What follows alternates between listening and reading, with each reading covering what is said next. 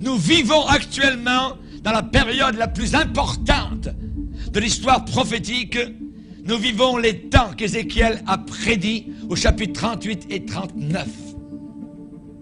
Un savant, un érudit, Chamberlain, en 1854, a écrit, dans son commentaire sur Ézéchiel, je cite, « D'après tout ce que j'ai pu conclure, la restauration future d'Israël sera d'abord progressive et pacifique.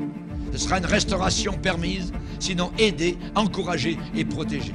Les Juifs reviendront pour occuper tout le pays, les villes et les villages. Ils s'y établiront et deviendront prospères avant que cette grande confédération des peuples du Nord se forme contre eux. » Imaginez, il a écrit cela il y a 150 ans. Ce qui veut dire que nous sommes, mes amis, en possession depuis des siècles, dans nos sources, des événements que nous voyons aujourd'hui. Il y a une seule chose qui arrive à réunir le monde entier contre nous, c'est la cause palestinienne. C'est incroyable. Et tout était déjà marqué.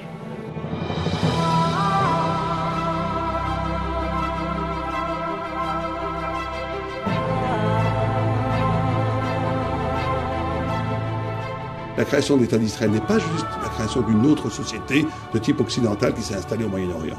C'est la réalisation profonde, qui vient de racines très profondes, d'une espérance messianique qui date depuis 2000 ans, depuis l'exil, depuis la destruction du premier temple, depuis l'exil du peuple juif hors de sa terre. Et cette fidélité à cette terre qui pendant 2000 ans, tous les jours, 3 fois par jour, les Juifs ont prié pour espérer rejoindre leur terre.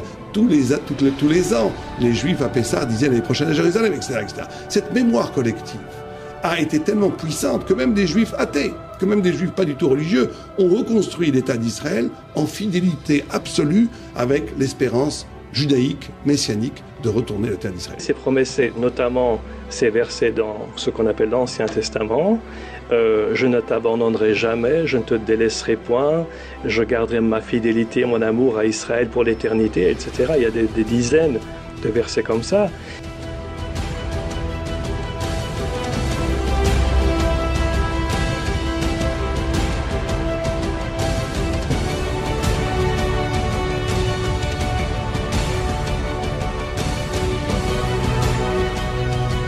On a d'un côté une réalisation ancestrale qui est en train de se réaliser au quotidien. Le peuple juif revient sur sa terre. Et d'un autre côté, les modalités, la structure politique et idéologique. Je pense qu'il faut retourner à une compréhension des textes bibliques dans cette optique judéo-chrétienne. Certains pensent aujourd'hui que Dieu a détourné complètement le dos d'Israël, et certains pensent que Dieu a peut-être annulé ses promesses qu'il avait faites à Abraham, à Isaac et à Jacob. Absolument pas. Absolument pas. Les promesses que Dieu a faites aux patriarches donc hébreux demeurent encore aujourd'hui.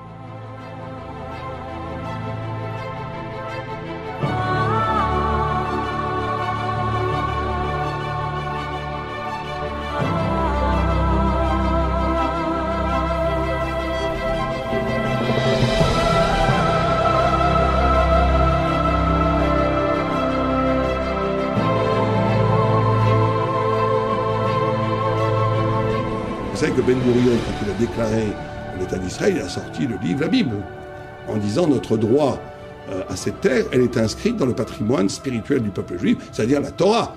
Je pense que l'Église a voulu remplacer Israël. Et là, on parle aussi de la théologie du remplacement, où dans certaines églises aujourd'hui, on dit Israël aujourd'hui, c'est l'Église. Donc nous sommes le nouvel Israël. Quand je lis ma Bible, je ne vois nulle part ce concept. Il faut revenir à nos sources. Tout ça, c'est que de l'amour.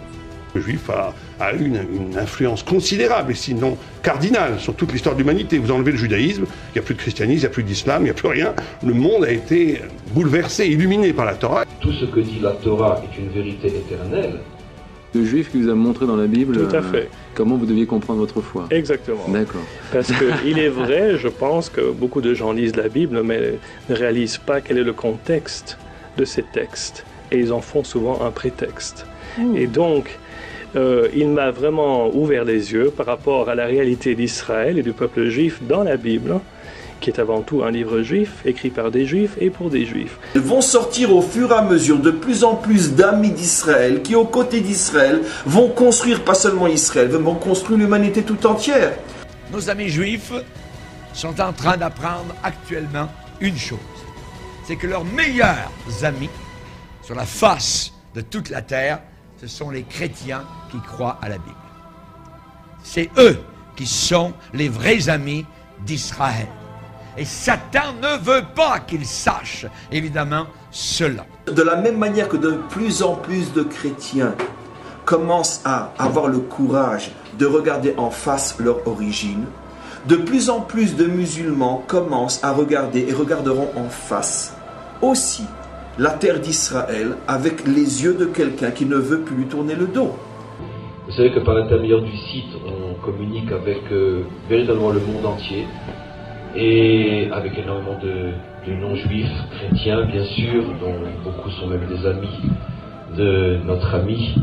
Et vous allez entendre un scoop qui est vraiment une avant-première. J'ai reçu il y a 2 jours un message d'un groupe d'intellectuels musulmans de Paris qui se définissent comme des amants du Coran et des serviteurs fidèles de Mahomet et qui disent la chose suivante. Je ne peux pas tout dire parce qu'il y a certains termes un petit peu trop flatteurs, mais qu'ils disent: depuis que nous suivons vos cours, nous avons compris la grandeur de la Torah. Vous ne pouvez pas savoir le bien que vous nous faites à nous qui ne connaissions que le Coran. Et quantité de propos comme ça qui montrent que même Ishmaël, puisque on est dans l'esprit ce soir du rêve de la réconciliation, même Ishmaël peut aussi comprendre quelque chose en ce qui nous concerne.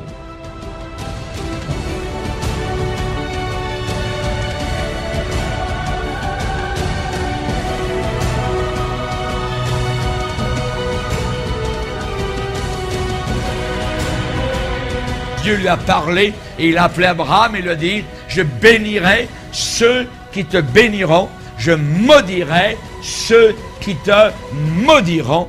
Toutes les familles de la terre seront bénies en toi. Le peuple d'Israël descend donc de ses patriarches.